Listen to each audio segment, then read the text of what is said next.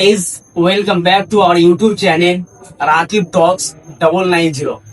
Raqib talk 990 पे आपका हार्दिक स्वागत है। If you have not subscribed our YouTube channel, please subscribe now and press the bell icon so that you will get all the notifications time to time. So today in this video, we are going to learn a very interesting thing, that is present simple tense. You can see guys, I have already written on the board present simple tense. और इस tense का दूसरा नाम है आपका present indefinite tense भी इसे कहते हैं। So सबसे पहले present simple tense एक ऐसा tense है जो from morning to evening whatever we do, from morning to evening whatever you do, all the sentences are made from present simple tense. So, सबसे पहले प्रेजेंट सिंपल टेंस की पहचान के बारे में बात करेंगे। जिस वाक्यों की क्रिया के अंत में, कोई भी सेंटेंस के क्रिया के अंत में अगर ता है, ते है, ती है या ता हमारे तो इसे सिंपल प्रेजेंट टेंस कहते हैं। I mean in short, whatever we do from morning to evening, whatever we do and whatever we do, all the sentences are made from present simple tense. I mean daily routine और habit पर बताने के लिए भी simple present tense का इस्तेमाल किया जाता है। One thing I would like to remind to all the viewers and watchers, if you have not watched our first video in part 1, please visit our YouTube channel and watch first video. And ये tense कितने प्रकार के होते हैं, tense क्या है, सारा का सारा डिटेल्स पे जो है पार्ट 1 में जो है यानी समझाया गया है। अगर वो वीडियो नहीं देखे हैं प्लीज एक बार विजिट कीजिए और उस वीडियो को जो है एंड तक देखिए। आप बात करेंगे प्रेजेंट सिंपल टेंस में, इसका जो हेल्पिंग भाग है वो है आपका डू और डज। यानी प्रेजेंट सिंपल टेंस का जो हेल्पिंग भाग है वो है आपका डू और डज।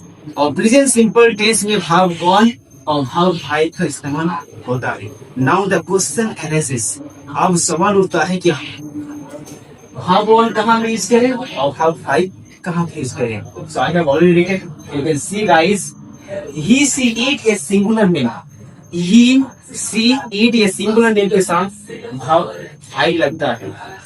और I we they you या plural name के साथ भाग 1 लगता है। And one thing more, जब नेगेटिव बनाएंगे तो जहाँ पे भाव 5 इस्तेमाल करते हैं वहाँ पे डज नॉट का इस्तेमाल करना है, और जहाँ पे भाव 1 यूज कर रहे हैं वहाँ पे जो है डू नॉट का यूज करना है। तो सबसे पहले प्रेजेंट सिंपल टेंस के अफर्मेटिव के बारे में डिस्कस करते हैं। तो ये रहा आपका स्ट्रक्चर। सबसे पहले लगाना है सब्जेक्ट, सब्जेक्ट के बाद भाव 1 या तो भाव 5। According to subject we should use भाव 1 और भाव 5, यानी सब्जेक्ट के हिसाब से जो हमें भाग 1 और भाग 5 लगाना है। उसके बाद ऑब्जेक्ट, अगर ऑब्जेक्ट रहे तो for example you speak English, आप इंग्लिश बोलते हैं। इसका दूसरा एग्जाम्पल ही रीड्स एट कुलिया, वो कुलिया में पढ़ता है। इसका तीसरा एग्जाम्पल यू नो एवरीथिंग, आपको सब कुछ मालूम है। आप बात करेंगे सिंपल प्रेजेंट टेंस के नेगेटिव के बारे में। इस नेगेटिव स्ट्रक्चर में सबसे पहले लगाना है आपको सब्जेक्ट, और सब्जेक्ट के बाद लगाना है डोंट या तो doesn't. And according to subject we should use don't and doesn't. उसके बाद लगाना है भाग 1 फिर ऑब्जेक्ट। आई मीन नेगेटिव में ऑल सब्जेक्ट्स के साथ जो है भाग 1 का इस्तेमाल होगा। फर्स्ट एग्जांपल है आई डोंट गो, नहीं जाता। इसका दूसरा एग्जांपल है ही डजंट कम हियर, वो यहाँ नहीं आते। एंड तीसरा एग्जांपल है ही डजंट नो यू, आपको नहीं जानता है। आप बात करेंगे प्रेजेंट सिंपल टेंस के इंट्रोगेटिव और नेगेटिव के बारे में।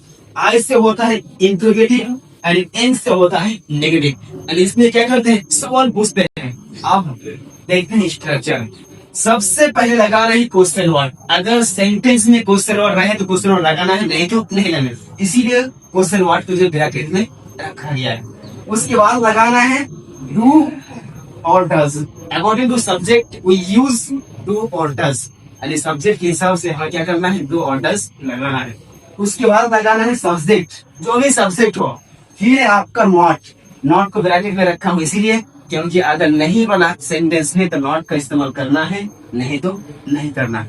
उसके बाद लगाना है भाग 1, फिर लगाना है आपको ऑब्जेक्ट, और आखिर में लगाना है आपका question mark. Why should we use question mark? Because we are asking questions, that is why we should use at the end of the sentence question 1. Let's see the example.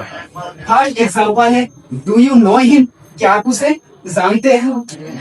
Do you know him? क्या आप उसे जानते हैं? Second example है where do you live? आप कहाँ रहते हैं? और इसका तीसरा जो example है what does she not make tea? क्या वो चाय नहीं बनाती है? और एक चीज I would like to tell you that, एक चीज और बताना चाहूंगा, अगर सेंटेंस के शुरू में क्या आए देन सबसे पहले जो है यानी आपको लगाना है टू या तो डस। अगर सेंटेंस के बीच में क्या आए या क्यों कैसे कब यानी क्वेश्चन वर्ड आए देन सबसे पहले आपको लगाना है क्वेश्चन वर्ड। आई होप, उम्मीद करता हूँ कि ये वीडियो आपको अच्छा लगा होगा। अगर ये वीडियो अच्छा लगा please like share and comment. If you have not subscribe our YouTube channel please subscribe now and press the bell icon. Thank you so much guys for watching this video. Thank you so much.